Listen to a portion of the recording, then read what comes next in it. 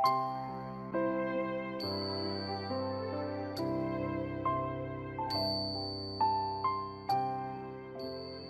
ัสดีครับคุณผู้ชมคุณผู้ฟังทุกท่านที่ติดตามชมช่องธรรมะธรรมดาในคลิปนี้เราจะมาฟังพระธรรมเทศนาของหลวงปู่เปี่ยนปัญญาปฏิโปวัดอรัญญวิเวกจังหวัดเชียงใหม่ด้วยกันครับโดยจะเสนอพระธรรมเทศนาเรื่องศรัทธาในพระรัตนตรัยและการเอาชนะกามารมณ์เรามาฟังหลวงปู่เปี่ยนท่านเทศสอนด้วยกันครับ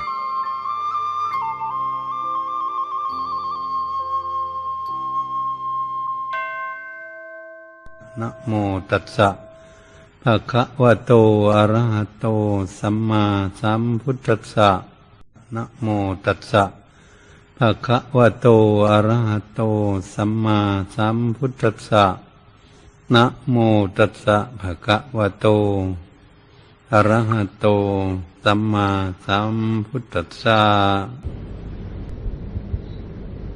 ปฏิบัตินี้พากันตั้งใจ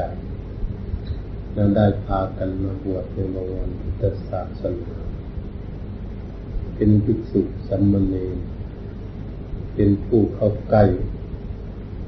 ในพระพุทธศาสนานั้น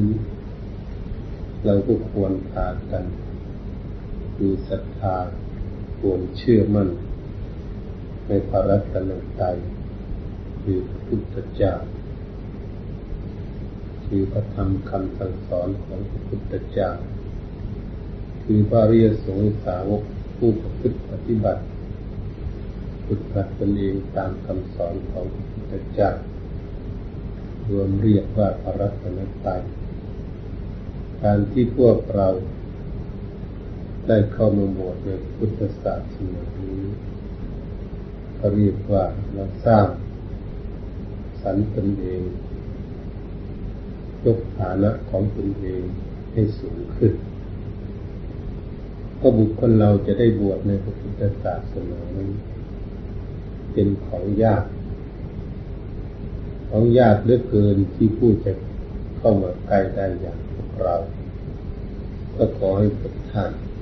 พระสมณะก็ดีภิกษุก็ดี มีความภูมิใจในชีวิตของตนเพื่อได้มาฝึกฝน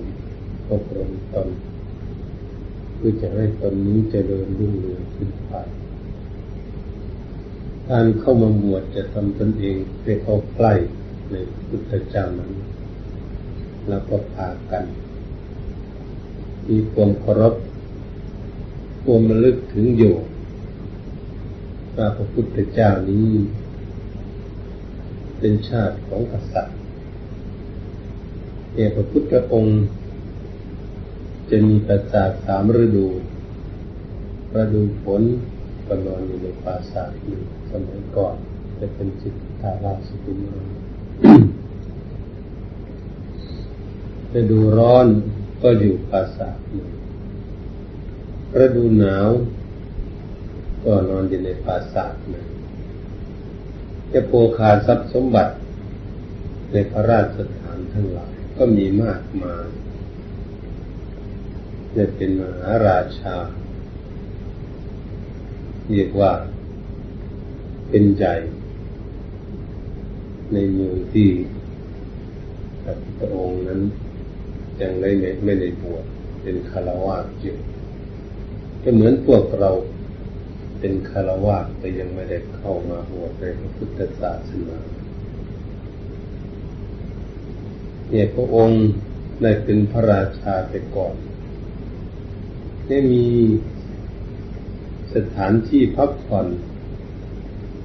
นั้นให้ความสะดวกสบายให้ความสุขในทางโลกทุกอย่างพร้อมมูลบริบูรณ์โภคาทรัพย์สมบัติทั้งหลายก็ไม่วายที่จะหาวิธีทางพ้นทุกข์การตอนที่จะได้ทรงออกบวชนั้นก็คือเสด็จประพาสสวนคือไปชมสวนประพาสก็เรียกว่าไปพักผ่อนออกจากพระราชฐานไป เด็ดไปในกลางทางนั้นก็พิสูจน์ไปตามทางเรารู้จักถ้าคนเกิดมาแล้วก็เห็นคนแก่คนเจ็บและคนตายแล้วก็เห็นสมณะที่เรียกว่าเห็นเทวทูตทั้งสี่อย่างนั้นเกิดขึ้น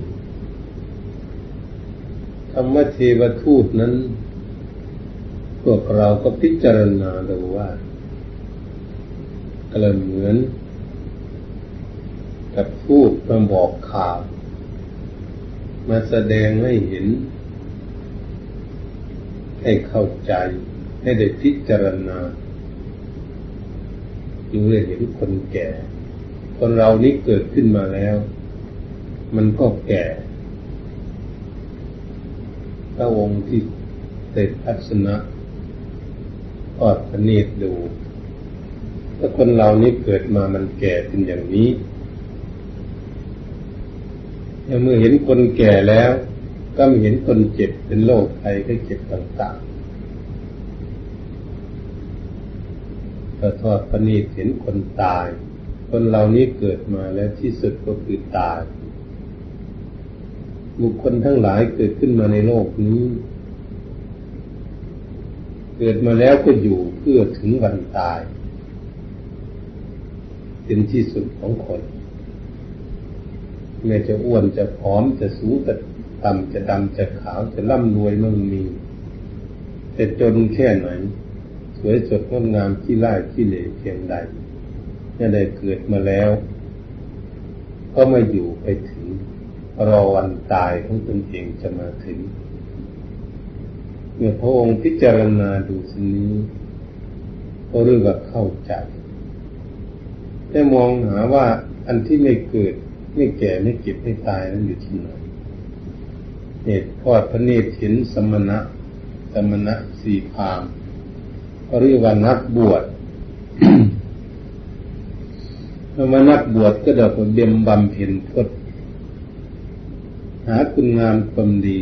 หาวิธีทางพ้นทุกข์ที่จุดมุ่งหมายแล้วก็เรียกว่าเป็นข่าวที่ดีเป็นเรื่องที่ดีที่ได้พบได้เห็นนั้นพวกเราพากันมาบวชเป็นภิกษุสามเณรในพระพุทธศาสนาเราไม่ได้พิจารณาในเรื่องนั้นเพราะเรายังไม่มีสติปัญญาพร้อมมูลบริบูรณ์เราก็ไม่ได้พิจารณาถึงเรื่องนั้นเราเห็นกันทั้งวันทั้งวันเหมือนกับญาติโยมทั้งหลายเขาเห็นกันอยู่นั่นแหละมีเกิดมีแก่มีเก็บมีตายกันอยู่ทั้งวันไม่มีเว้นแต่ละวันแต่ละประเทศนี้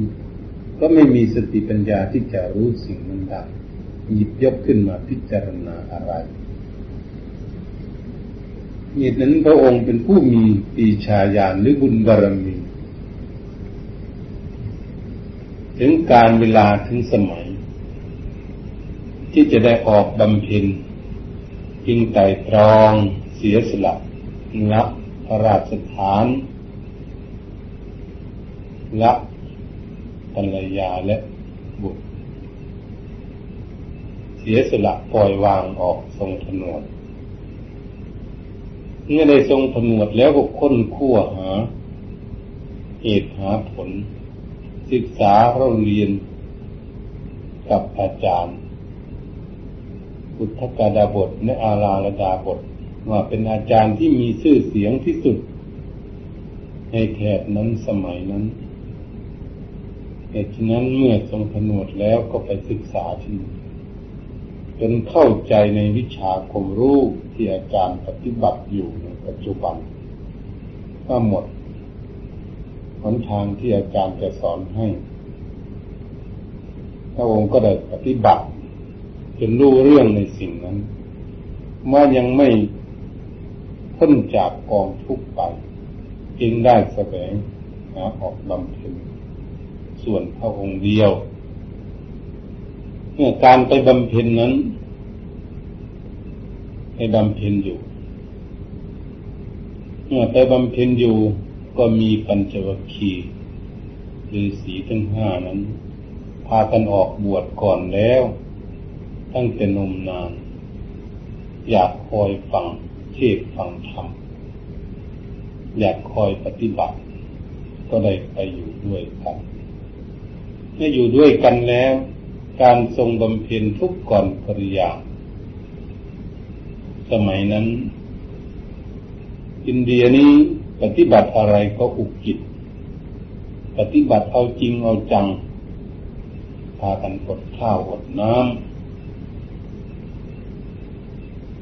จนทุกข์ทรมานสังขารร่างกายจนเหี่ยวจนแห้งทดลองดูว่าเป็นทางที่ถูกต้องไหมทางที่จะดำเนินให้พ้นจากกองทุกข์ไปได้ไหมการทรมานซึ่งร่างกายสังขารนี้ก็ทดลองดูจนหนังเหี่ยวหนังแห้งจนจะหลุดจะหลอนออกไปจนจะผุพังออกไปถ้าไม่เห็นว่ามันจะหลุดพ้นไปได้ เพราะทรมานกายไม่ได้ทรมานจิตใจกิเลสทั้งหลายไม่อยู่ที่กายกิเลสความโลภโลภะก็อยู่ที่ใจความโกรธเกลียดแค้นกันมันก็อยู่ที่ใจความหลงก็คือไม่รู้จริงในสิ่งนั้นจึงมีโลภะและโทสะโกรธเกลียดกันอยู่คนเกิดขึ้นมาในโลกนี้ก็เป็นอย่างนี้เนี่ยบำเพ็ญทุกกรกิริยาอยู่ก็ไม่สำเร็จยังไม่สำเร็จฉะนั้นจึงหันมาฉันอาหารหรือเสวยอาหารก็ฉันอาหารมาเลี้ยงร่างกายเพื่อจะให้ร่างกายแข็งแรงขึ้นมาแต่ปัญจวัคคีย์ฤาษีทั้งห้าเห็นว่ากลับขึ้นมาฉันอาหารแล้วเป็นคนมากๆขึ้นมาแล้วไม่มีทางที่จะหลุดพ้นได้ตามความตั้งใจเอาไว้จึงได้พากันไม่พอใจหนีจากพระองค์ไปหนีไปที่อื่นเดินทางไปหาบำเพ็ญอยู่ที่อื่นทั้งห้านั้นฤาษีเมื่อฤาษีทั้งห้าพากันหนีไปแล้วพระองค์ก็อยู่องค์เดียวเมื่ออยู่องค์เดียวแล้วก็ตั้งใจบำเพ็ญฉันอาหารมีกำลังขึ้นมาแล้วจึงมีความตั้งใจก็ทรงตัวอยู่ได้เลยตั้งจิตตั้งใจบำเพ็ญจริงๆเนี่ยบำเพ็ญจริงๆนั่นแหละใส่สติปัญญาพิจารณารวบรวมว่าจะเอาอะไรเป็นหลักเนี่ยมาพิจารณาดูแล้วอะไรมันมีอยู่ในร่างกายก็คือลมหายใจเข้าออกเป็นสิ่งสำคัญของรูปร่างกายคนเรานี้มันอาศัยลมหายใจเข้าออกเท่านั้นมันไม่มีอะไรเก่งไม่มีอะไรเก่งกาจสามารถอะไรเหนือไปซึ่งกันและกันอะไรมันอยู่แค่ลมหายใจเข้าออกเท่านั้นคนเราจะอ้วนจะผอมจะแข็งแรงแค่ไหนจะใหญ่โตแค่ไหนถ้าลมหายใจเขาออกไม่มีมันตายทั้งนั้นมันไม่เหลือสัตว์รูปร่างกายสังขารอะไรแต่พิจารณาเท่านั้นจะดูลมหายใจเขาออกเป็นข้อธรรมกรรมฐานบริกรรมเรียกว่าอานาปานสติกรรมฐานเนี่ยอยู่คนเดียวโดดเดียวพิจารณาอยู่จิตของพระองค์จึงได้สงบเป็นสมาธิต้องเป็นไปรูปแบบนั้นเนี่ยเป็นสมาธิแล้วหนักแน่นดีแล้วจึงได้ดูจิตใจเข้าไปมันจะดูอะไรดูความโลภความโกรธความหลง ว่ามันอยู่ที่ไหนภพชาติมันเกิดจากที่ไหนเราจนดูที่นั่นทำไมจึงไปดูอย่างนั้นก็มันมาเห็นทุกข์สิทุกข์เกิดขึ้นที่ร่างกายมันมีแล้วมันมีทุกข์ใครจะรวยแค่ไหนมันก็ยังทุกข์อยู่เกิดขึ้นมาจนแค่ไหนมันก็ยังทุกข์อยู่มันอยู่อย่างนี้หาเศร้ากินค่ำอยู่มีโรคภัยให้เก็บเบียดเบียนอยู่มันเป็นอยู่อย่างนี้ทั้งโลกคนเกิดขึ้นมาแล้วมันยังมีทุกข์มันมีทุกข์อย่างนี้ทุกข์มันเกิดมาจากไหนแต่พิจารณาเข้าไปแล้วจึงจะรู้ว่ามันเกิดขึ้นมาจากจิตวิญญาณที่จิตใจของคนคนจะโลภะมันก็เกิดขึ้นมาจากจิตใจโทสะความโกรธเกลียดเกลียดแค้นกันไม่พอใจต่อกันมันก็เกิดขึ้นมาจากใจใจสงบแล้วมันจึงจะดูใจได้เหตุฉะนั้นในเบื้องต้นถ้าองค์กำลังพิจารณาอยู่นั้นจึงได้ญาณเกิดขึ้นเรียกว่าปุเพนิวาสานุสติญาณญาณอย่างรู้ว่าทราบผลหลังถ้าเกิดกี่ภพกี่ชาติมาทุกข์ตายไม่รู้กี่ภพกี่ชาติแล้ว ลูกกี่หมื่นกี่ชาติกี่แสนกี่ล้านชาติมันไม่พ้นทุกข์สักทีเกิดข้างไหนมันก็ทุกข์อยู่เรียกว่ารู้จักทราบผลหลังในบำเพ็ญคุณงามความดีอะไรทำความชั่วอะไรก็รู้หมดที่มันเป็นอย่างนี้เนี่ยอยู่บำเพ็ญก็ไปดูพระองค์คงจะดูอยู่ตลอดก็ด้วยบุญบารมีทั้งหลายมั่นใจพยามารทั้งหลายที่มารบมาแย่งบัลลังก์ก็คืออะไรไม่มีอะไรมีแต่โลภะโทสะทั้งนั้นมีแต่กิเลสทั้งนั้นมันมาเย่อยวนจะให้ทอดถอยในการบำเพ็ญก็เป็นข้าศึกต่อการหาวิธีพ้นทุกข์เรียกว่าเป็นข้าศึกเรียกว่าเป็นมารเรียกพญามาราธิราชก็เรียกมานั่นเอง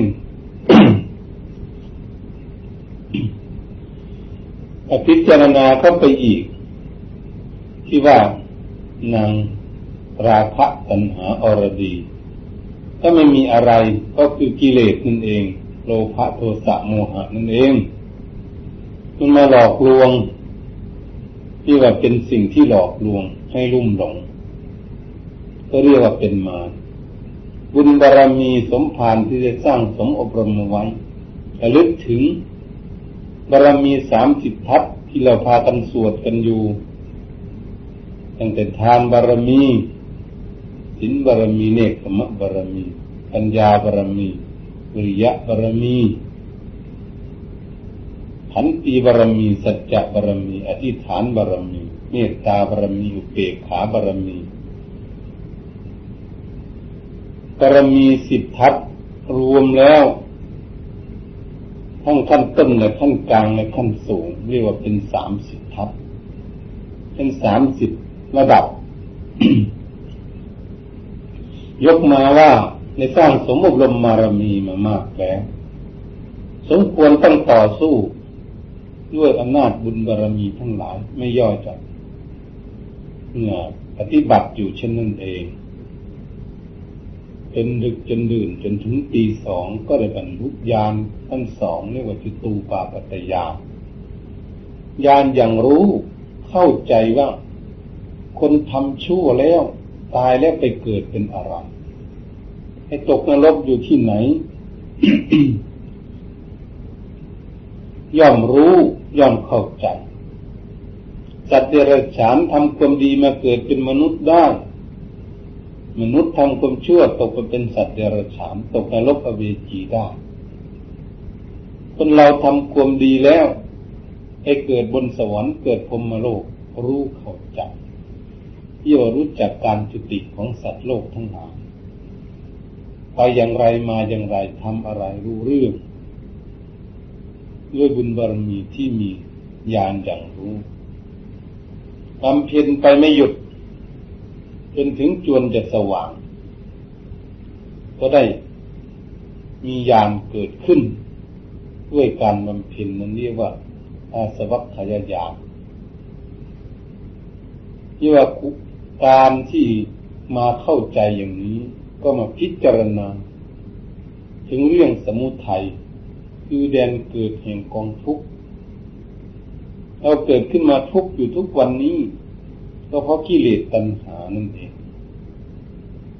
คนทุกข์เพราะโลภะหาไม่มีที่สิ้นสุดก็มีความทุกข์เพราะความอยากคนโกรธคนเกลียดเครียดแค้นทุบตีฆ่าฟันรันแทงกันอยู่ทุกวันนี้ไม่พอใจอยู่มันก็เป็นเรื่องของกิเลสทั้งนั้นนี่เป็นเรื่องของกิเลสเพราะอะไรก็เพราะหลงไม่เข้าใจเป็นกิเลสตัณหาทั้งนั้นกิเลสตัณหานี่พาให้คนทุกข์อยู่ทุกวันนี้เรามองดูสิเราวิ่งวันอยู่กันทุกวันนี้หาเงินหาทองเลี้ยงดูตนเองทุกข์อยู่แย่งกันจนลบลาฆ่าฟันกันโกรธเกลียดกันลบกันฆ่ากันอยู่แย่งชิงกันอยู่ในปัจจุบันนี้ทั้งวันทั้งคืนญาติโยมทั้งหลายก็เป็นกันอยู่ทั้งวันทั้งคืนเนี่ยพระภิกษุสามเณรก็ดีถ้ายังไม่มีสติปัญญารู้ไม่เข้าใจกับเขาก็ยังวิ่งเต้นกับเขาให้ตนเองทุกข์อยู่ก็ยังมีอยู่เพราะอะไรเพราะเรื่องกิเลสกันทั้งนั้นทำให้เกิดความวุ่นวายอยู่ทุกวันนี้นี่พุทธองค์พิจารณาดูจึงได้พิจารณาปัจจัยการ12ปัจจัยการ12นั้นก็คือในเบื้องต้นก็เรื่องสมุทัยเรื่องความหลงก็คือไม่มีปัญญานั่นเองเมื่อมีความหลงแล้วก็ย่อมมีความปรุงแต่งเกิดขึ้นหลงอะไรทุกอย่างที่สมมุติขึ้นมาในโลกมันก็ปรุงแต่งให้ปรุงแต่งเป็นสังขารแล้วก็มีวิญญาณเป็นเครื่องหมายรู้รับรู้ในสิ่งที่ตนเองปรุงเมื่อรับรู้แล้วจะยึดเป็นนามรูปคำว่านามรูปมันเป็นเรื่องของภายในจิตใจมันสร้างรูปต่างๆแบบไหนแบบนั้นแบบนี้เกิดขึ้นเมื่อนามรูปเกิดขึ้นมันก็มีสลายตนะคือการจะไปสัมผัสเนี่ยไปสัมผัสเป็นปัจจัยการสัมผัสเราพิจารณาเข้าไปดูในใจของเราสัมผัสบางทีมันทุกข์บางทีมันสุขก็เรียกว่าสัมผัสในอารมณ์นั้นมันก็เกิดเวทนาคือทุกขเวทนาสุขเวทนาเกิดขึ้นในทุกข์ในสุขมันเกิดขึ้นเป็นเวทนาสามเมื่อเวทนาสามมีความปรารถนาอะไรปรารถนาสุขหรือปรารถนาทุกข์ไม่รู้ไม่เข้าใจว่าเราจะเอาอะไรบางคนมันก็ไปทำในทางทุกข์บางคนก็นำทางสุขจิตใจมันคิดขึ้นมาอย่างนี้แล้วมันก็อยากไม่เหมือนกันเห็นไหมเขาบางคนอยากไปในทางที่ไม่ดีบางคนก็อยากไปในทางที่ดีที่มันมีอยู่ในปัจจุบันนี้วุ่นวายมันเป็นอย่างนี้จิตใจของคนมันเป็นอย่างนี้เพราะกิเลสมันพาเป็นคนหนึ่งอยากจะโลภมากอยากจะฆ่าฟันรันแทงอิจฉาพยาบาทซึ่งกันและกันที่มันก็อยากไปทางหนึ่งทางไม่ดีทางเสียหายเพราะอะไรเพราะหลงบางคนก็อยากทำความดีไม่ต้องโงดมากต้องตั้งใจทำความดีบางคนก็ไม่โกรธไม่เกลียดใครไปโกรธเกลียดใครทำไมก็อยากปรับปรุงตนเองไม่โกรธให้เกลียดใครให้อยู่ด้วยกันไปอยู่ที่ไหนให้มีความสามัคคีกันในโลกนี้มันคิดไปในทางที่ดีอันนี้เองก็เรียกว่าเป็นตัณหาเมื่อมีตัณหาก็เป็นอุปทานเราจะเอาอะไรเราจะเอาทางดีหรือไม่ดีนี่มันมีอยู่อย่างนี้บางคนมันก็เอาไปในทางที่ดีปฏิบัติตนเองไปในทางที่ถูกที่ควรบางคนมันก็ปฏิบัติไปในทางที่ชั่วมันก็ทำกันอยู่ทุกวันนี้เรามองเห็นได้ชัดว่าฆราวาสก็ดีก็ทำกันอยู่แล้วก็มองได้เห็นชัดพวกที่ไปทำชั่วมีมากมายพวกทำดีก็มีมากมาย มันเป็นคนละอย่างกันแล้วแต่เป็นคนเหมือนกันเนี่ยภิกษุสามเณรก็เหมือนกันถ้าเป็นภิกษุสามเณรเหมือนกันแต่ทำไมองค์หนึ่งตั้งใจปฏิบัติดีทำไมองค์หนึ่งจึงโลภะจึงโกรธจึงเกลียดกันจึงอิจฉากันมันก็เป็นอย่างนี้มันมีกิเลสเป็นธรรมดานี่มีอุปทานความยึดมั่นถือมั่นในเรื่องนั้นมันก็เกิดภพก็จะทำอย่างไรคำว่าเกิดภพก็คือสร้างภพเราจะเอาอะไรเราจะเอาทางดีหรือจะเอาทางไม่ดีทางดีก็ไปเกิดดีทางไม่ดีก็ไปเกิดในทุกข์นรกอเวจีทางดีก็ไปมาเกิดเป็นมนุษย์หรือไปสวรรค์ไปสุขอันนี้เรียกว่าภพเป็นชาติขึ้นมาก็มีรูปร่างเหมือนอย่างพวกเรามีรูปขึ้นมาแล้วมันก็มีอะไรมีชราคือความแก่มีความเจ็บความตายเป็นที่สุดของมันไม่มีที่สิ้นสุดอันนี้เป็นบ่อเกิดแห่งกองทุกข์เป็นทำให้เวียนว่ายตายเกิดในวัฏสงสารสรุปแล้วก็คือหลงนั่นเองนี่พระพุทธองค์มาเข้าใจพิจารณาที่พระพุทธองค์สอนเอาไว้เนี่ยพิจารณาแล้วทางที่จะพ้นทุกข์ก็ต้องทำปัญญาให้เกิดขึ้นให้วิชาเกิดขึ้นไม่หลงถ้าเราไม่หลงแล้วเราจะปรุงแต่งอะไรเราเห็นอะไรเมื่อปรุงไม่แต่งก็ไม่มีเครื่องหมายมีวิญญาณที่จะหมายรู้ได้มันก็ดับวิญญาณมันไม่หมายรู้นามรูปมันก็ดับตามกันไปนามรูปดับมันก็มีจะไปสัมผัสอะไรในใดสัมผัสเวทนามันก็ดับไปตามๆกันตัณหาจะไปอยากอะไรมันไม่มีทุกข์มีสุขที่ตรงนี้ปัญญาทั้งรู้เห็นถ้าไม่มีอุปทานความยึดมั่นถือมั่นความยึดมั่นถือมั่นไม่มีมันก็ไม่มีภพมันก็ดับภพไม่มีก็ไม่มีชาติที่จะเกิดมาเป็นรูปร่างกายอันนี้เป็นของพระพุทธองค์ที่ท่าน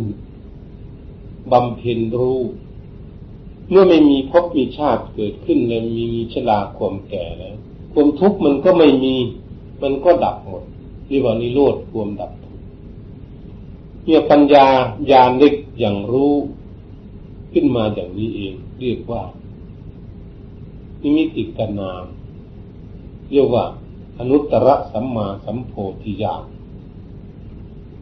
ได้ตัดเป็นพระพุทธเจ้าตรัสรู้ด้วยตนเองด้วยการค้นคว้าพบเห็นในสัจธรรมด้วยตนเองเรียกว่าได้เป็นพระพุทธเจ้าแล้วตรงนี้พระพุทธองค์บำเพ็ญด้วยอุกฤษด้วยเอาจริงเอาจังจึงได้ก้าวล่วงทุกข์เมื่อก้าวล่วงทุกข์แล้วก็ต้องเสวยวิมุตติสุขคำว่าเสวยวิมุตติสุขนั่นคือการบำเพ็ญแล้วมันหมดกิเลสจากดวงใจมันสะอาดบริสุทธิ์แล้วมันไม่มีอะไรจะทำให้พระพุทธองค์หลงงมงายอยู่ในโลกนี้ก็ต้องมีแต่ความสุขก็อยู่สบายเหมือนบุคคลที่หายโรคภัยไข้เจ็บจากร่างกายไม่มีที่เจ็บปวดพระพุทธองค์หายโรคภัยไข้เจ็บหายจากภพจากชาติให้มาเกิดอีกไม่มาทุกข์อีกอย่างนี้มันก็เลยเสวยวิมุตติสุขมีวิหารธรรมสุขอยู่ที่ใจอันนี้พวกเราท่านทั้งหลายถ้าควรระลึกถึงว่าพระพุทธเจ้าแม้เรายังไม่ได้บรรลุธรรมอะไรเราได้เข้ามาในพระพุทธศาสนาได้มาบวชห่มผ้ากาสาวพัสฝึกหัดตนไปตามที่พระพุทธองค์ได้ประทานเอาไว้เราอาศัยคุณของพระพุทธเจ้ามานุ่งห่มผ้าสบงจีวรดำเนินชีวิตของตนเองตามรอยยุคลธบาทองค์ศาสดาสัมมาสัมพุทธเจ้าตามกำลังความสามารถของตนที่จะฝึกฝนอบรมตนให้ได้แค่ไหนเราจึงฝากฝังไว้ในใจระลึกว่าพระพุทธเจ้านี้เป็นสิ่งที่เราเคารพบูชายิ่งฝังไว้ในใจของเราปลูกศรัทธาอย่างนี้อันนี้พระธรรมคำสอนของพระพุทธองค์ทรงตรัสไว้นั้นพระธรรมแปลว่าคำสอนวินัยก็แปลว่าคำสั่งสอนให้ ละความชั่วประพฤติดีที่เราเข้ามาบวชในพระพุทธศาสนาก็คือจะได้ละความชั่วกิริยามารยาทอย่างฆราวาสที่เคยทำมาแล้วก็ต้องหาวิธีละทิ้งการงานบางสิ่งบางอย่างเราทำไม่ได้เราก็ทำไม่ได้ก็เป็นภิกษุสามเณรที่จะทำไม่ได้เคยทำชั่วต่างๆอยู่กับเพื่อนกับฝูงก็ดีเป็นฆราวาสอยู่กับพ่อกับแม่พี่ๆน้องๆก็ดีอะไรมันไม่ดีไม่งามเราจึงได้มาหาวิธีละทิ้งปล่อยวางทิ้งก็ฝึกฝนอบรมตนยกฐานะของตนให้ดีขึ้นเรียกว่าเรามาบวชปรับปรุงตนเองตามคำสอนของพระพุทธเจ้าที่ท่านสอนไว้ที่เราศึกษาเพื่อจะชำระตน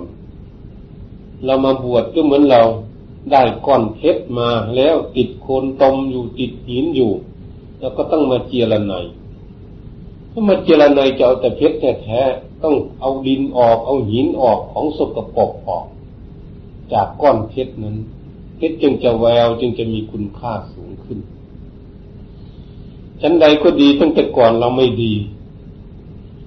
อะไรบ้างเราผิดเราเถียงอะไรบ้างเราทำปฏิบัติตนอะไรไม่ดีบ้างเป็นฆราวาสเราก็เลยมาบวชแล้วมาศึกษามาฝึกฝนอบรมตนว่าสิ่งนั้นเป็นสิ่งไม่ดีให้รู้ว่าพระพุทธเจ้าสอนสิ่งอะไรมันไม่ดีท่านให้ปล่อยให้ละให้วางทิ้งเราก็จะมาฝึกฝนอบรมตนให้ดีเรียกว่ามาบวช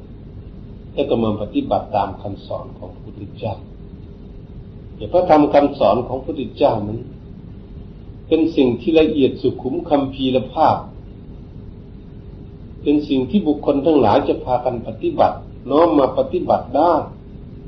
ตามกำลังความสามารถของตนเมื่อปฏิบัติแล้วผลออกมานำความสุขมาให้แก่ผู้ปฏิบัตินั้น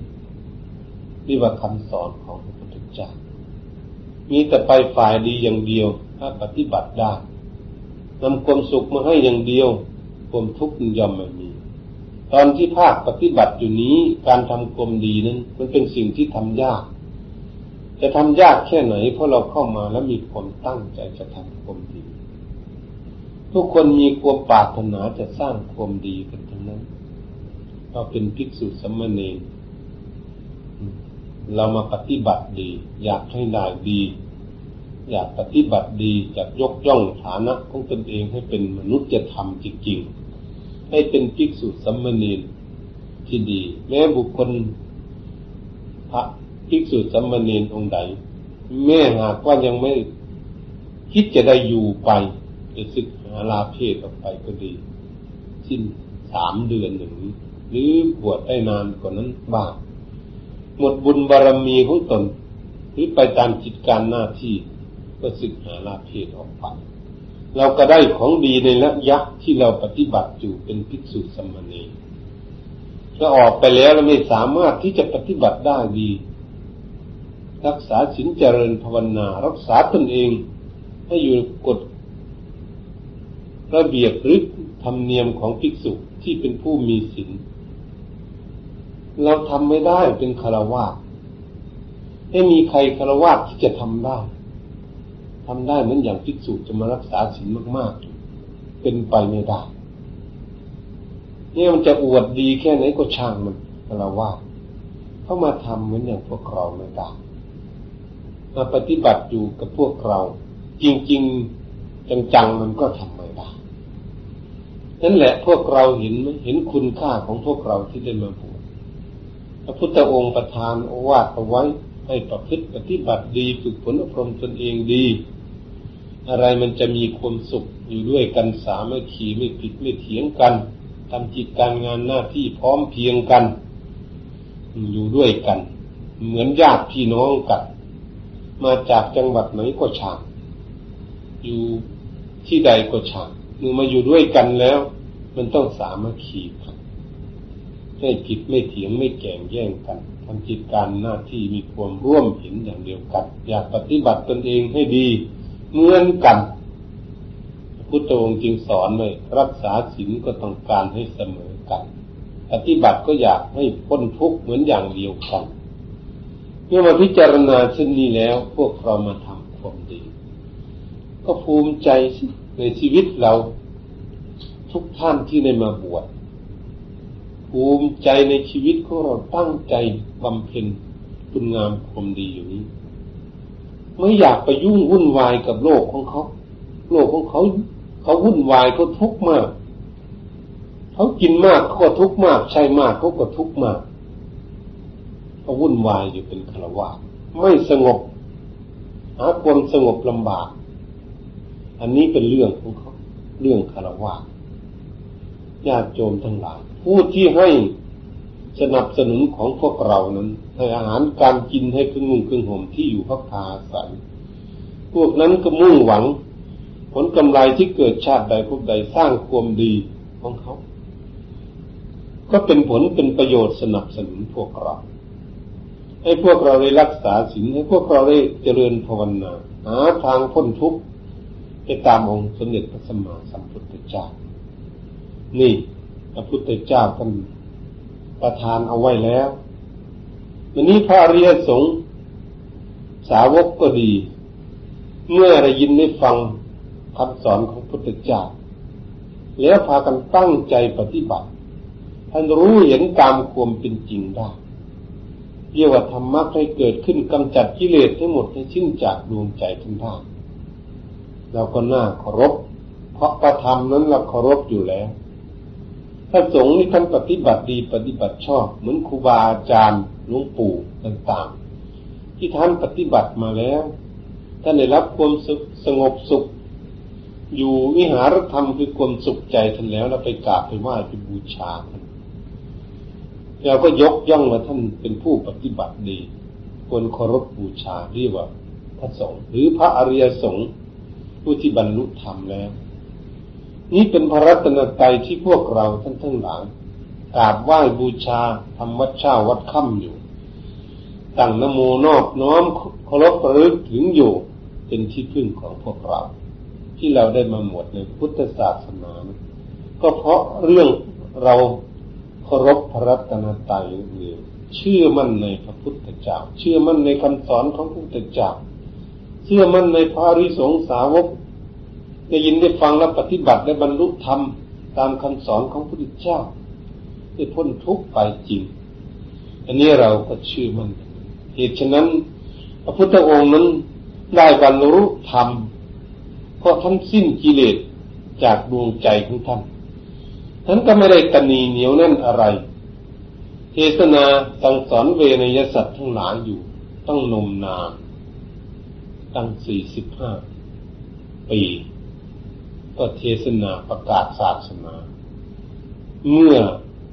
พระสาวกทั้งหลายท่านได้รู้เห็นตามความเป็นจริงได้บรรลุธรรมท่านก็เทศนาแนะนำสั่งสอนไปเรื่อยๆแจกแบ่งให้กว้างขวางออกไปเจือจานทั่วไปเรียกว่าเปิดคุณงามความดีไม่ได้ปิดบังเอาไว้ให้วิจารณ์หาเหตุหาผลได้คนทั้งหลายหยิบยกไปพิจารณาและปฏิบัติแล้วก็ได้รับผลรับประโยชน์เกิดขึ้นนี่เป็นสิ่งที่พวกเราที่ควรภูมิใจในชีวิตของเราได้มาบวชจุดมุ่งหมายของเรามาบวชแล้วมาสำนักสะสางตนเองกิริยามารยาทฝึกฝนอบรมเพื่อจะให้ดีขึ้นเมื่อดีขึ้นแล้วเราก็จะมาฝึกอบรมจิตใจของเราเพื่อจะให้ได้ละความโลภะและความโกรธออกจากใจของเราความหลงที่ยังไม่เข้าใจก็จะมาฝึกให้มีสติปัญญาเกิดขึ้นนั่นเองแล้วเราก็จะได้แก้ไขปรับปรุงตนเองให้ได้รับถึงผลถึงประโยชน์ให้ได้นี่เป็นเรื่องพวกเราท่านทั้งหลายไม่ต้องนิ่งนอนใจอะไรเรามาบวชแล้วเราจะนั่งภาวนาก็ดีเดินจงกรมก็ดีไหว้พระสวดมนต์ก็ดีมันมีแต่สิ่งความดีทั้งนั้นเป็นผลที่จะให้เรารับบุญรับกุศลคุณงามความดีทั้งนั้นใครปฏิบัติได้มากเท่าไรไม่เกียจข้ามก็ได้รับผลมากขึ้นเท่านั้นนี่เป็นเรื่องของพวกเราที่ได้มาบวชแล้วคนที่ไม่ได้มาบวชก็เป็นเรื่องของเขาเรื่องของโลกเขาจะวุ่นวายกันเรื่องอะไรเป็นเรื่องของโลกเขาเราก็พากันตั้งใจทำเองทำความดีเมื่อเราทำความดีอยู่เราก็มีความมั่นใจว่า เราเชื่อมั่นในคำสอนของพระพุทธเจ้าว่าทำดีแล้วมันต้องได้ดีแน่เชื่อกรรมเชื่อเหตุเชื่อผลไม่ต้องไปถือมงคลตื่นข่าวกับเขาอะไรในโลกเป็นภิกษุแล้วมาเข้ามาแล้วมานั่งใกล้ในพระพุทธศาสนาแล้วไม่ให้จิตใจของเราไปวุ่นวายกับโลกอะไรในข้อนี้ก็เป็นสิ่งที่พวกเราจะได้พิจารณาหาวิธีชำระจิตใจของพวกเราท่านทั้งหลายการชำระจิตใจนั้นก็ใช้สติปัญญาพิจารณาดูจิตใจของเรานั่นเองถ้ามันโลภะมากเหลือล้นเหมือนโลกเขาโลภะจะยึดเอาประเทศนั่นประเทศนี้ยึดเอาสมบัติอยู่ในโลกที่เป็นของตนหมดกิเลสมันใหญ่โตมโหฬารอยากเป็นเจ้าโลกถึงขนาดนั้นถ้าหากมันเกิดขึ้นมาในจิตใจพวกเราก็ควรที่จะได้สติปัญญาระงับเอาไว้มันจะอยากไปถึงไหนได้ไปถึงไหนเอาไปยังไงไปแล้วมันก็แค่ตายทิ้งไว้ในโลกเราก็หาวิธีปราบปรามจิตใจของเราเช่นนั้นถ้าเรามีความโกรธจะโกรธให้ตนเองทุกข์ทำไมจะไปคิดเบียดเบียนคนนั้นคนนี้อิจฉาพยาบาทใครทำไมถ้าจิตใจเศร้าหมองขึ้นมาอย่างนั้นก็ใช้สติปัญญาปรามจิตใจไปคิดทำไมคิดเสียประโยชน์คิดให้มันทุกข์เฉยๆมีความเดือดร้อนเฉยๆมันไม่เป็นประโยชน์มันนำทุกข์มาให้แก่จิตใจเฉยๆแล้วก็ใช้สติปัญญาของเราปรามจิตใจของเราถ้าเราหลงอะไรมันยังไม่เข้าใจแก้ไขไม่ได้ก็ใช้สติปัญญาพิจารณาหาเหตุหาผลของสิ่งนั้นเพื่ออยากเข้าใจเหตุผลถ้าพระพุทธศาสนานี่สอนทำเกิดจากเหตุดับเพราะเหตุถ้าโลภะเกิดขึ้นจะหยุดโลภะก็ต้องดับเหตุคือโลภะนั่นเองคือความอยากนั่นเองถ้าโทสะเกิดขึ้นมันเกิดขึ้นเพราะมีเหตุอย่างไรเป็นต้นเหตุของมันถ้ารู้แล้วก็ต้องหยุดในต้นเหตุโทสะนั้นมันก็ดับไปอันนี้เราพูดอย่างง่ายๆแต่ไม่ใช่ของที่จะทำง่ายเป็นของที่ทำยากเพราะของดีทุกสิ่งทุกอย่างจะเป็นของละเอียดปราณีตบรรจงสวยสดงดงามละเอียดอ่อนได้มีคุณค่าสูงต้องเป็นสิ่งที่ละเอียดต้องเป็นสิ่งที่ทำยากทำลำบากแต่ผลออกมาแล้วมันมีคุณค่าสูงชั้นใดก็ดีพวกเราทั้งหลายที่ได้มาบวชเหมือนกันภิกษุสามเณรเราจะฝึกตนเองเพื่อให้ดีนั้นมันก็ต้องลำบากก็ช่างเพราะทำความดีเรามีศรัทธาอยู่แล้วความเชื่อมั่นอยู่แล้วในพระรัตนตรัยอย่างนี้จึงจะถูกต้องว่าเรามาบวชนี่เราต้องเชื่อมั่นในพระรัตนตรัยเคารพพระรัตนตรัยจิตใจของเรานั้นไม่จะกราบอยู่ในกุฏิก็ดีกราบอยู่ที่ไหนศาลาก็ดีให้ระลึกถึงพระพุทธพระธรรมพระสงฆ์อยู่ในใจของเราตลอดแล้วจะกราบอยู่ที่ไหนวัดใดอาวาสใดที่ไหนก็ช่างแล้วกราบระลึกถึงพระพุทธพระธรรมพระสงฆ์เรากราบ3 ครั้งนั้นเราระลึกอะไรกราบครั้งที่1เราก็ระลึกถึงพระพุทธเจ้าผู้มีบุญมีคุณมากกราบครั้งที่2ระลึกถึงคุณธรรมคำสั่งสอนของพระพุทธองค์ทรงตรัสไว้นั้นดีมีคุณค่าสูงแก่ผู้ปฏิบัติเราก็เคารพแล้วกราบครั้งที่3ระลึกถึงพระอริยสงสาวกผู้ได้บรรลุธรรม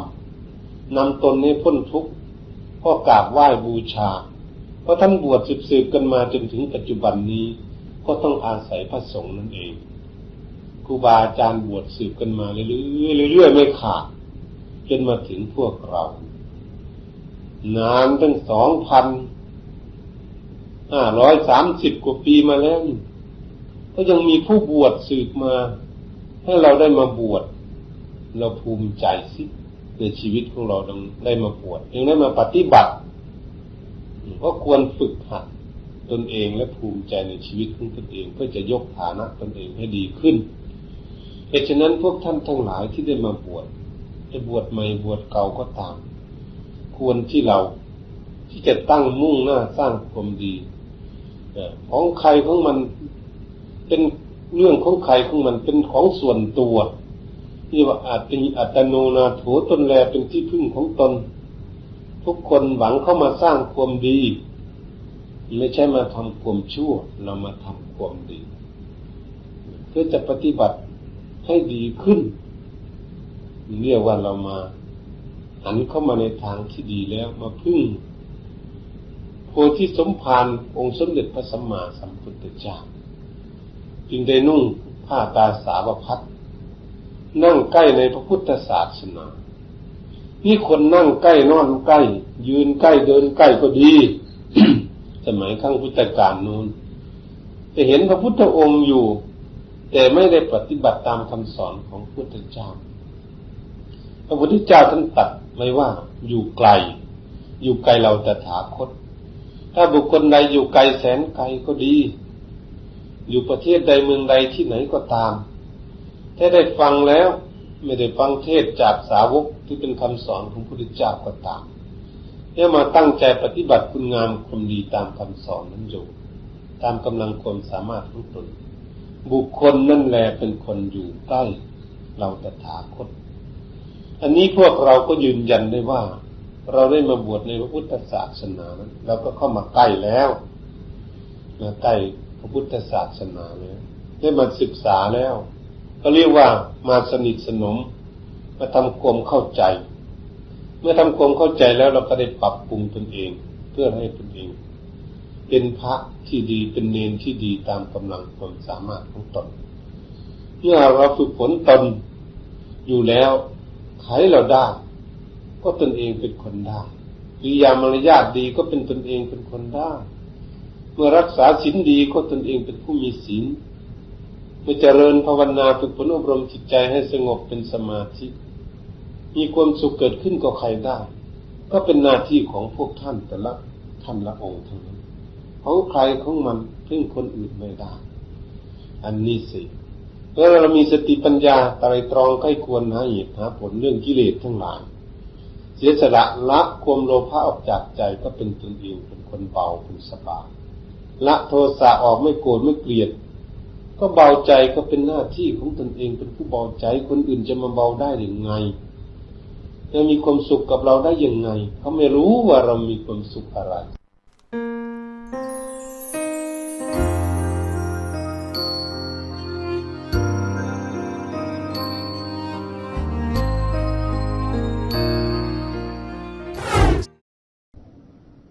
ที่พากันตั้งจิตตั้งใจ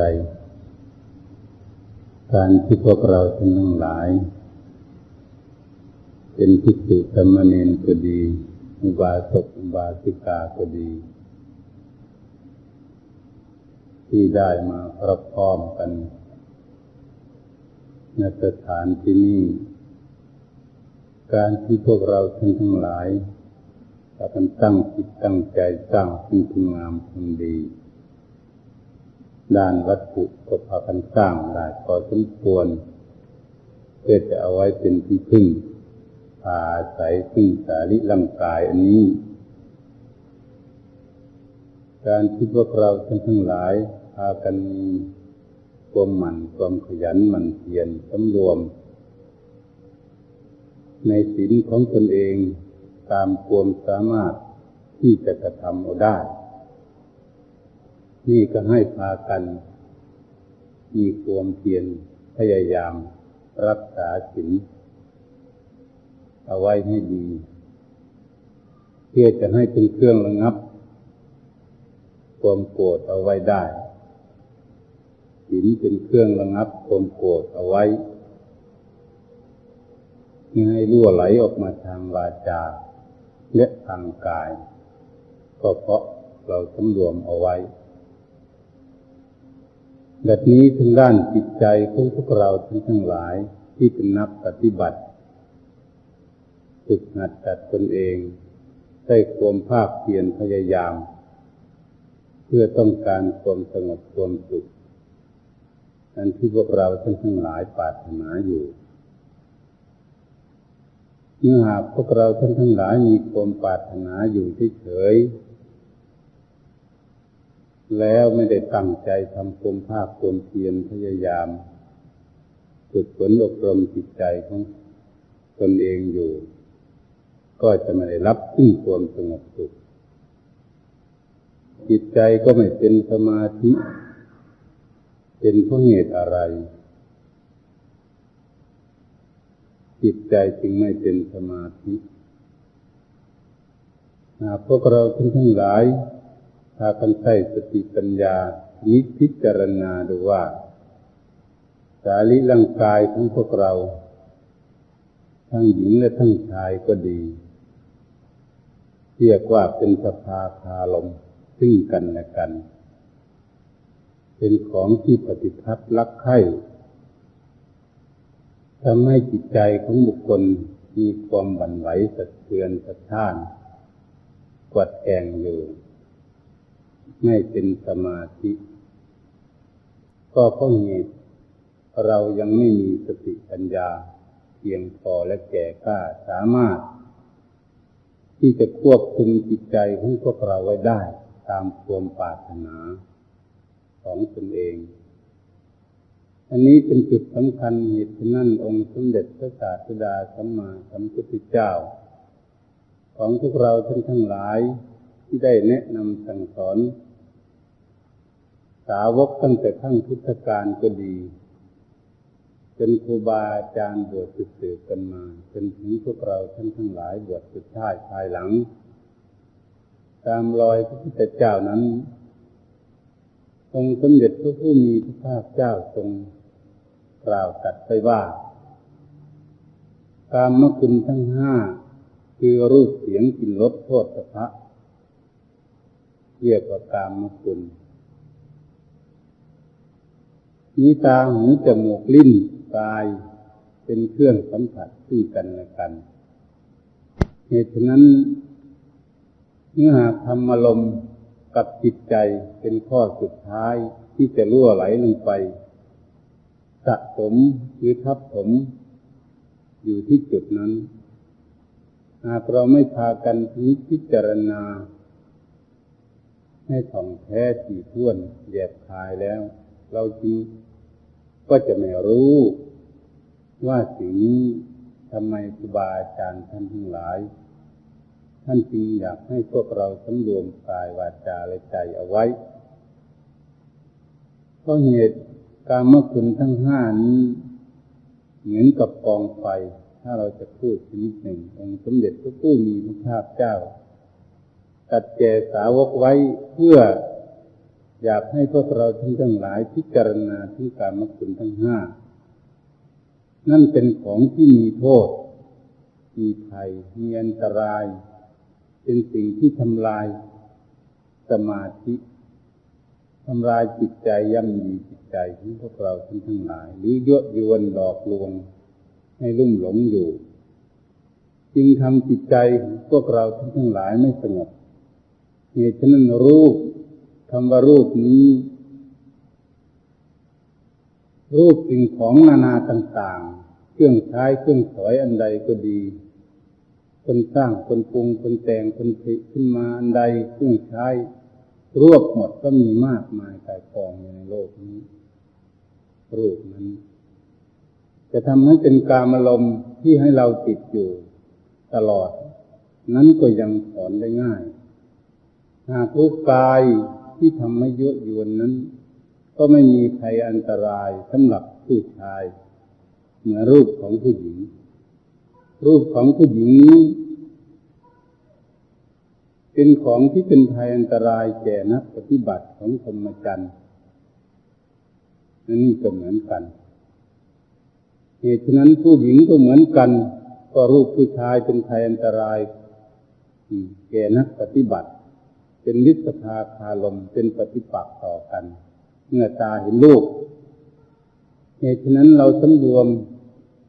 ตานี้ว่าประตูหนึ่งหูประตูหนึ่งจมูกประตูหนึ่งลิ้นประตูหนึ่งกายประตูหนึ่งที่จะเป็นบ่อเกิดแห่งทางเข้าของกิเลสรั่วไหลเข้าไปสู่จิตใจของพวกเราทั้งหลาย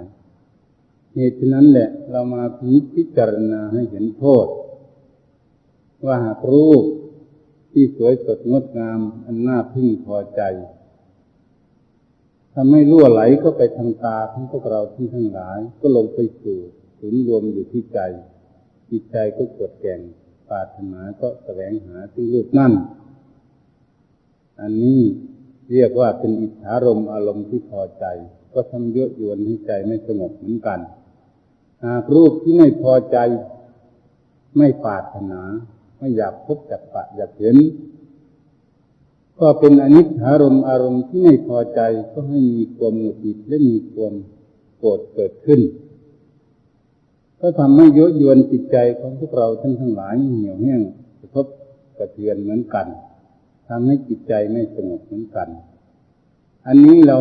ควรพิจารณาพากันให้รู้โทษองค์สมเด็จพระผู้มีพระภาคเจ้าตรัสไว้ให้รู้โทษแล้วเราจะได้สำรวมอินทรีย์คือทางตาของเราเอาไว้เพื่อไม่ให้กิเลสทางรูปรั่วไหลเข้าไปทั้งดีและทั้งไม่ดีอันนี้เรียกว่าปิดประตูหนึ่งเอาไว้อันนี้เสีย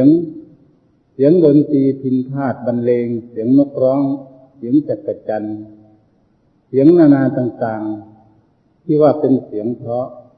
ของสัตว์อยู่ในโลกหรือเครื่องปรุงแต่งขึ้นมาในโลกนั้นทั้งเสียงดีก็ดีจะพาให้จิตใจของพวกเราท่านทั้งหลายรั่วไหลไปตามเสียงนั้นก็ยังถอดถอนได้ง่ายอยู่หากสำหรับผู้ชายเสียงผู้หญิงนี่สิทำให้เข้าไปถึงจิตถึงใจหรือว่าจิตใจสะเทือนสะท้านกระตุกจิตใจของพวกเราท่านทั้งหลายให้เจ็บแสบลงไปได้เพราะมีความชอบความพอใจก็ทำให้จิตใจของพวกเราท่านทั้งหลายไม่สงบระงับเป็นสมาธิกวดแกงอยู่เหมือนกับลมพัดใบไม้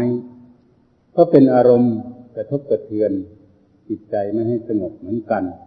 ส่วนผู้หญิงก็เหมือนกันเสียงผู้ชายนี่เป็นเสียงที่จับจิตใจของผู้หญิง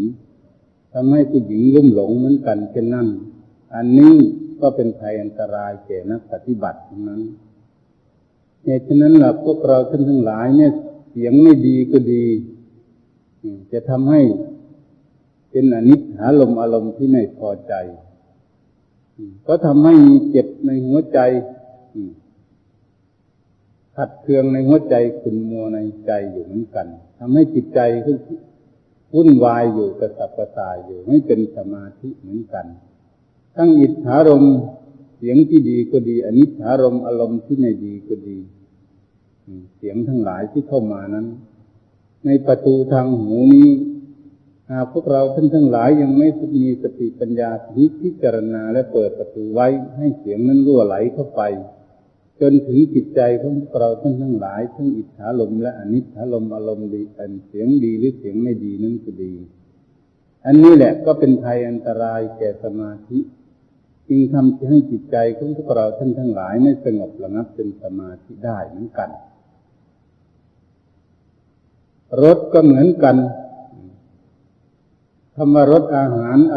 ร่อยอาหารการกินของหวานของคาวก็ดีผลไม้นานาต่างๆก็ดีรสชาติเครื่องปรุงแต่งขึ้นมาอยู่ในโลกนี้หรือเครื่องสัมผัสการที่เรารับรสทางกายก็ดีอันนี้พูดถึงรสทางลิ้น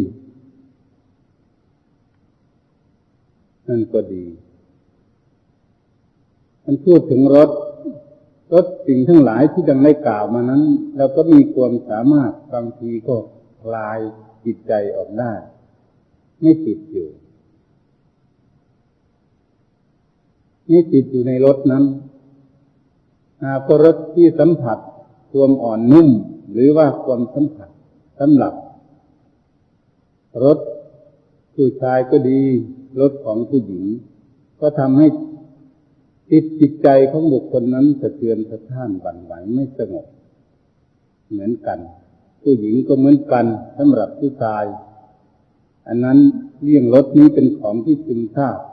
อาบเหตุฉะนั้นพวกเราทั้งหลายทั้งหญิงทั้งชายก็ดีย่อมได้เกิดอยู่ในครรภ์ของมารดาอยู่ในที่นั้นอยู่ในท้องของมารดานั้นรับรสอยู่นั้นทั้งดีและทั้งไม่ดีผูกพันอยู่ในที่นั้น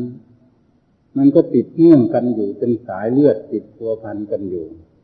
อันนี้แหละเป็นหลักสำคัญจึงพาให้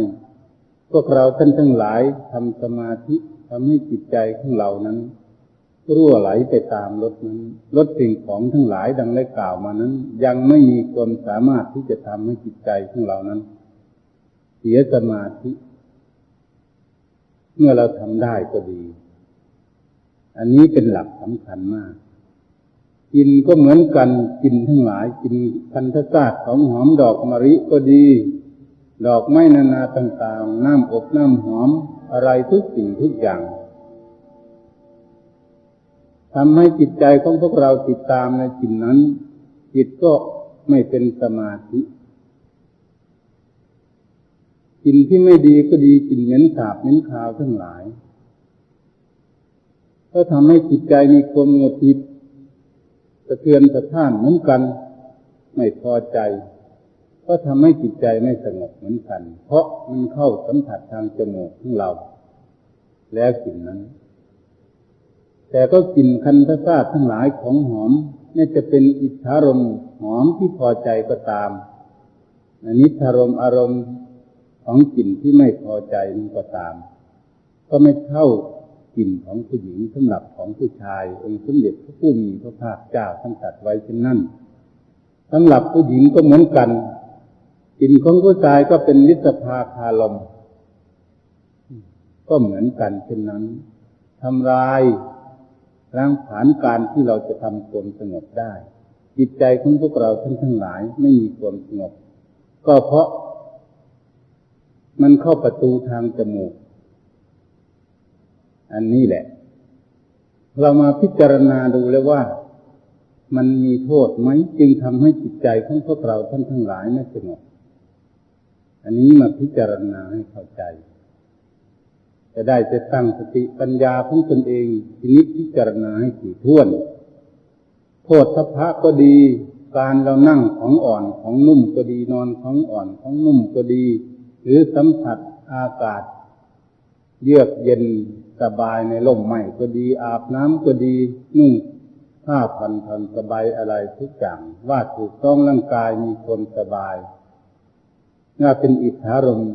ความสัมผัสถูกต้องนั้นจะทำให้พวกเราท่านทั้งหลายติดอยู่ตลอดก็ไม่ได้ยังมีความสามารถถอดถอนได้ง่ายอยู่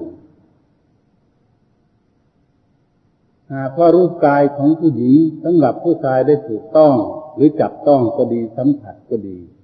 เรียกว่าโพธิภะความถูกต้องนั้นจะทำให้จิตใจของบุคคลนั้นมีความหน่วงเหนี่ยวและก็แสวงหาจิตมันดิ้งแสวงหาอยู่ตลอดทั้งผู้หญิงก็ดีสำหรับร่างกายของผู้ชายหากได้ถูกต้องโพธิภะซึ่งกันและกันแล้วเป็นฤทธิภาคารมก็ทำให้จิตใจของพวกเราท่านทั้งหลายหมกมุ่นอยู่หรือจมอยู่หรือพัวพันอยู่หรือติดอยู่ในสถานที่นั้นเหตุฉะนั้นแล้วพวกเราท่านทั้งหลายที่เกิดมาเพราะอยู่ในสายเลือดก็ติดอยู่ในท้องแม่ก็ดีหรือพ่อก็ดีที่อยู่ร่วมกันอันนี้จึงเป็นของผูกพันจิตวิญญาณของพวกเราท่านทั้งหลายให้ผูกติดเนื่องอยู่จึงว่ากามคุณทั้งห้านี้เป็นภัยอันตรายแก่ผู้ทำสมาธิเรียกว่ารูปเสียงกลิ่นรสโผฏฐัพพะเป็นของที่มากระทบตาหูจมูกลิ้นกายของพวกเราท่านทั้งหลายทั้งอิทธารมณ์และอนิทธารมณ์ก็ดีอันนี้แหละเป็นสิ่งที่สำคัญทำให้จิตใจของพวกเราท่านทั้งหลายเมื่อนั่งทำสมาธิแล้วจิตใจของพวกเราท่านทั้งหลายกดแก่งอยู่หรือเลื่อนลอยไปตามอารมณ์นั้นยิ่งไปตามอารมณ์ที่เป็นอิทธารมณ์อารมณ์ที่พอใจและอนิทธารมณ์อารมณ์ที่ไม่พอใจก็เหี่ยวแห้งมีความทุกข์อยู่นั้นเหมือนเราถูกอากาศก็ดีอันโผฏฐัพพะมีร้อนมากหนาวเกินไปบ้างเจ็บปวดป่วยไข้บ้างถูกของแข็งของคมบ้างอันนี้แหละก็ทำให้กระทบกระเทือนเหมือนกันทำให้จิตใจไม่สงบเหตุฉะนั้นกิเลสทั้งหลายทั้ง5ประตูนี้มันเข้าไปเมื่อเราไม่มีสติปัญญาควบคุมจิตใจของพวกเราทั้งหลายก็เปิดตาเป็นประตูหนึ่งรูปก็ไหลเข้าไปหูเสียงก็ไหลเข้าไปจมูกกลิ่นก็ไหลเข้าไปลิ้นรสทั้งหลายก็ไหลเข้าไปที่นั่นกายถูกต้องโผฏฐัพพะทั่วไปในกายก็เข้าทุกรอบร่างกายโผฏฐัพพะทั้งหลายก็มาเป็นอารมณ์ลงมาอยู่ที่ใจเรียกว่าธรรมารมณ์ ก็มากองทับถมอยู่ที่นั่นจุดศูนย์รวมลงไปที่นั่นเหมือนกับแม่น้ำทั้งหลายอยู่ภายนานาประเทศเราก็ดีประเทศนอกก็ดีทั้งน้อยและทั้งใหญ่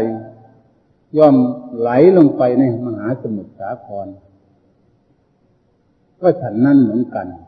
อารมณ์ทั้งหลายที่เข้ามาทั้ง5ประตูนั้นก็รั่วไหลลงไปจุดศูนย์รวมอยู่ที่ใจของพวกเราทั้งหลายก็เลยไปเขย่าจิตใจหากอารมณ์น้อยก็ตามก็เขย่าตามน้อยอารมณ์มาแรงก็เขย่าจิตใจของเราแรงกระทบแรงหรืออารมณ์ที่แรงมากก็ทำให้สะเทือนสะท้านเราก็มองเห็นได้ไหมว่าหากมีความติดอยู่แล้ว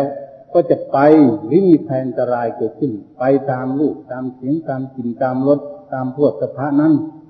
ใจเสาะแสวงหาตามจิตใจนั่งอยู่มันก็เสาะแสวงหาจิตใจนั้นนี่เราก็พิจารณาดูอย่างนั้นมันวิ่งไปตามสัญญาอารมณ์นั้นตลอดจึงทำให้จิตใจของพวกเราทั้งหลายไม่สงบระงับเป็นสมาธิองค์สมเด็จพระผู้มีพระภาคเจ้าอยากให้เห็นกามคุณทั้ง5นี้มีโทษ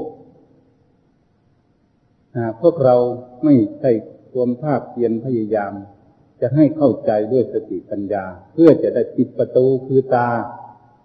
การปิดประตูทางตานี่ก็ต้องใช้สติปัญญาพิจารณาให้เห็นของแท้ในรูปทั้งดีและไม่ดีทางหูเสียงก็ไปก็ดีทั้งเสียงดีและไม่ดีแล้วก็ใช้สติปัญญาพิจารณาให้เข้าใจกลิ่นก็เหมือนกันกลิ่นหอมและกลิ่นเหม็นก็ดีแล้วก็จะได้ใช้สติปัญญาพิจารณาให้รู้จักกลิ่นนั้น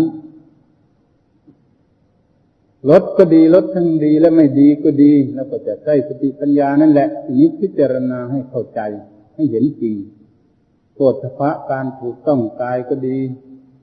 ทั้งดีและทั้งไม่ดีการสัมผัสนั้นก็จะพิจารณาด้วยสติปัญญาเหมือนกันจนให้เห็นเป็นความจริงตามธรรมชาติเรื่องของรูปเสียงกลิ่นรสโผฏฐัพพะก็ดีก็เป็นเรื่องของธรรมดาของเขาเรื่องตาหูจมูกลิ้นก็ดีกายก็ดีก็เป็นเรื่องของปกติของใครของมันเกิดมาสัมผัสซึ่งกันและกันอันพวกเราท่านทั้งหลายยังไม่มีสติปัญญาเพียงพอแล้วเราก็จะปล่อยให้มันรั่วไหลเข้าไปตลอดทั้งวันและทั้งคืนมันจะทำให้ทั้งมีความทุกข์ทั้งมีสุขมีทุกข์มีสุขปนเปกันอยู่ทั้งจิตใจเหี่ยวแห้งทั้งแช่มชื่นเพลิดเพลินไปตามอารมณ์ทั้งนั้นจิตใจก็เลยไม่สงบระงับเป็นสมาธิก็เพราะเหตุอย่างนี้องค์สมเด็จพระผู้มีพระภาคเจ้าจึงอยากให้พวกเราทั้งหลายทั้งภิกษุสามเณรก็ดีต้องการความสงบสุขทั้งอุบาสกอุบาสิกาก็ดีต้องการความสงบต้องการความสุขต้องการอยากให้จิตใจของพวกเราทั้งหลายเป็นสมาธิต้องการอยากให้จิตใจของพวกเราทั้งหลายได้อยู่มีความสุขนิ่งอยู่ในอารมณ์หนึ่งอารมณ์เดียวต้องพากันพิจารณาให้เห็นโทษซึ่งกามคุณทั้ง5ดังองค์สมเด็จพระศาสดาสัมมาสัมพุทธเจ้าตรัสไว้ว่ากามคุณทั้ง5นี้หากบุคคลใดทั้งหญิงและทั้งชายก็ดีหลงไหลเข้าไปแล้วในกามคุณทั้ง5นี้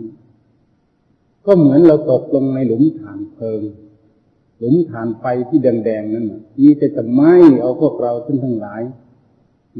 ให้เปื่อยพังทลายออกไปจมตายอยู่ในที่นั้นนี่คือว่าโทษข้อหนึ่งโทษของกามคุณโทษข้อที่2นั้นหากบุคคลใดถลายล้มลงไปแล้วเหมือนกับไปถูกหอกหรือถูกเหลาเขาปักเอาไว้แทงร่างกายของพวกเราทั้งหลายมีความเจ็บปวดแล้วก็พิจารณาแทงที่นั้นก็เหมือนลูกศรปักหัวใจนั่นเองเจ็บอยู่ที่ใจนั้นท่านโกรธก็เจ็บอยู่ที่นั่นท่านรักก็จะคิดเจ็บใจอยู่ที่นั่นทุกข์อยู่ที่นั่นอันนั้นแหละเรียกว่าเหมือนหอกแทงเอาไว้มีความทุกข์ทรมานอันนี้แหละมีโทษอย่างนั้นเป็นกามคุณทั้ง5เป็นของที่มายาหลอกลวงให้พวกเราทั้งหลายหลงอยู่ไปไม่ได้โลกนี้ก็อยู่ด้วยสิ่งนี้ หากไม่มีกามคุณทั้งห้าเป็นเครื่องอยู่ของโลกและโลกจะแตกพังทลายอยู่ด้วยกันไม่ได้เพราะอะไรเพราะหลงเพลิดเพลินอยู่ด้วยกามคุณทั้งห้านี่เองอยู่ด้วยกันแต่พวกเราท่านทั้งหลายจะพากันทำสติปัญญาของตนเองให้เข้าใจเท่านั้นแล้วแต่สติปัญญาของบุคคลใดที่จะมีความสามารถสอดส่องมองเห็นว่าเป็นโทษเช่นนั้นไหมมีมายาอย่างนั้นไหมหลอกลวงให้เราหลงอย่างนั้นไหมกามคุณทั้งห้าเหมือนดอกไม้ล่อลวงสัตว์ทั้งหลายให้หลงสีต่างๆอยู่อันนี้เราก็เห็นโทษอย่างนั้นไหมอันนี้เราไม่เห็นโทษก็มันก็หลอกลวงพวกเราเหมือนกับดอกไม้สีต่างๆที่หลอกลวงให้คนหลงอยู่นี่อีกโทษอย่างหนึ่งกามคุณทั้งห้าเหมือนต้นไม้ที่มีผลมากมีลูกมากมีลูกดกกิ่งก็อ่อนก็หนักชั้นใดก็ดีต้นไม้มีผลมากนั้นหากบุคคลที่ชอบคนอยากได้แล้วเขาก็จะพ่วงขึ้นไปให้ผลไม้ตกลงมาถ้าหากเขาพ่วงไม่ได้เขาก็จะขึ้นต้นไม้นั้นเขย่ากิ่งทรายกิ่งนั้นเพื่อให้ผลไม้ตกลงมากิ่งแต่ล้านจะหักลงมานั่นอีกอย่างหนึ่งหากเขาเขย่าไม่ได้เขาก็จะเอามีดฟันหรือเอามือฟันขวนฟันกิ่งหักลงมาจะเก็บเอาผลไม้นั้นหากว่าเขาขึ้นไม่ได้เขาก็จะเอาเลื่อยตัดหรือเอาขวนฟันต้นไม้ต้นนั้นให้หักลงมาเพราะเขาต้องการผลไม้แล้วต้นไม้ก็ตายเพราะลูกเพราะผลไม้นั้นเพราะผลดกฉันใดก็ดีกามคุณทั้งห้านี้ก็เหมือนกันหากผู้ใดหลงถลายถลาเข้าไปติดอยู่แล้วก็เหมือนต้นไม้ที่มีผลทั้งกิ่งทั้งก้านก็ดีทั้งลำต้นก็ดีก็จะหักลงพังทลายด้วยการทำลายฉันใดก็ดีพวกเราท่านทั้งหลายที่เวียนว่ายตายเกิดอยู่ในวัฏฏะสงสารนี้ก็เพราะอะไรก็เพราะติดอยู่เพราะตายอยู่กันจนรูปเสียงกลิ่นรสโผฏฐัพพะธรรมารมณ์นี่แหละผูกพวกเราท่านทั้งหลายเอาไว้จึงให้เราหลงเกิดหลงตายอยู่ไม่มีสิ้นสุดอย่างนี้ก็ตายจมอยู่ที่นี้ก็หลุดพ้นไปไม่ได้อันนี้เป็นจุดสำคัญหากเรามาใช้สติปัญญาพิจารณาดูแล้วมีโทษถึงเพียงนี้แหละเหตุฉะนั้นกามคุณทั้งห้าเหมือนกับเข็มร้อยได้แล้วมาเสียบร้อยดอกไม้นานาต่างๆหลายสีเข้ามาเป็นพวงมาลัยเป็นวงกลมอยู่ดูแล้วด้อยหลอกไม้นั่นคืออะไรได้กับเข็มนั้นก็คือรูปเสียงกลิ่นรสโผฏฐัพพะนั่นเองดอกไม้ทั้งหลายก็คือหัวใจมนุษย์ของพวกเราทั้งหลายหัวใจสัตว์ทั้งหลายทั้งหญิงและทั้งชายก็ดีและสัตว์ที่ละสารก็ดีเราจะพิจารณาตั้งแต่สัตว์ตัวเล็กๆก็ดีจนมาถึงมนุษย์ของพวกเราทั้งหลายจมอยู่ด้วยอะไรก็จมอยู่ด้วยกามคุณทั้งห้านี่เองหากเราใช้สติปัญญาพิจารณาดูแล้ว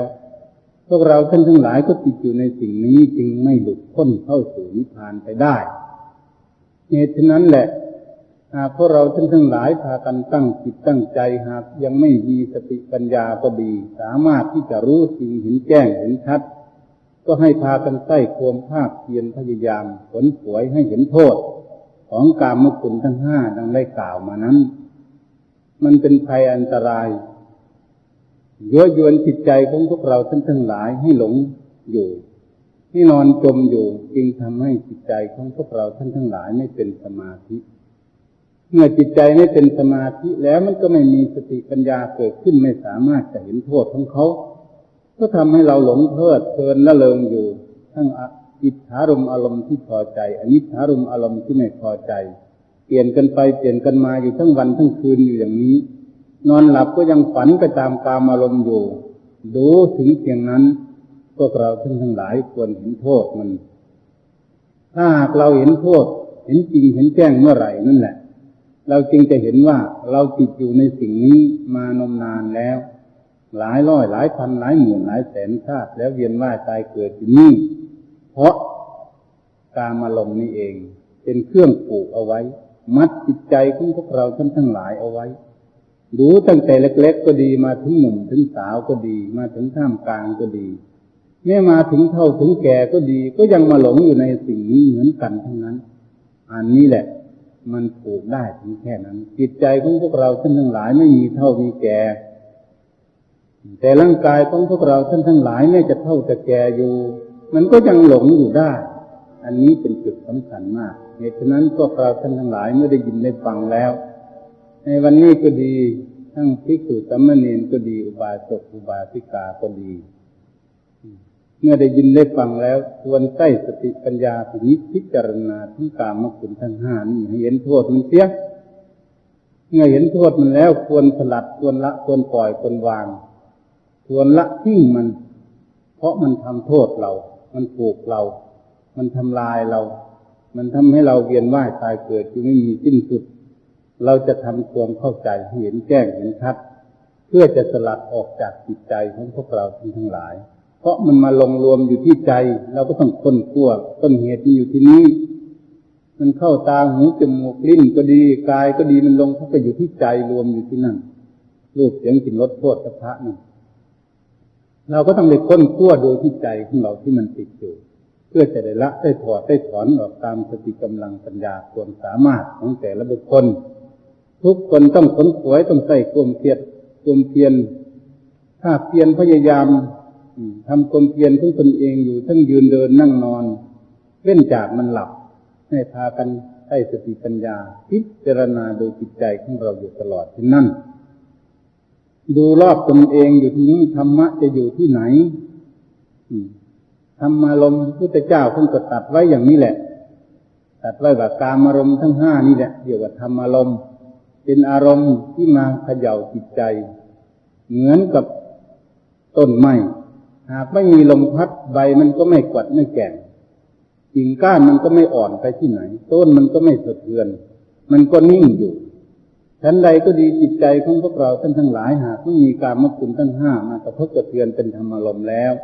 จิตใจก็จะสงบนิ่งอยู่เหมือนกันอันนี้มันไม่สงบไม่นิ่งก็เพราะเหมือนกับต้นไม้มันมีลมมาพัดถ้าลม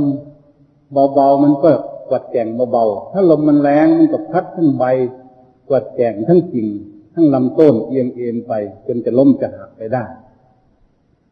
ชั้นใดก็ดีจิตใจของพวกเราท่านทั้งหลายก็ดีรูปเสียงกลิ่นรสโผฏฐัพพะนี้หากมันมากระทบเบาๆมันก็พอทนขันติอดทนเอาไว้ได้หากมากระทบแรงๆจริงๆแล้วมันก็สั่นสะเทือนเราเห็นไหมคนโกรธซึ่งกันและกันเห็นทั้งหลักแสดงทั้งวาจาแสดงทั้งกายเกิดขึ้นที่จะทุบจะตีจะฆ่ากันมองให้เห็นชัดอย่างนั้นจิตใจของพวกเราท่านทั้งหลายมันก็วุ่นวายอย่างนั้นแหละมันไม่สงบเพราะกามารมณ์อันนี้แหละ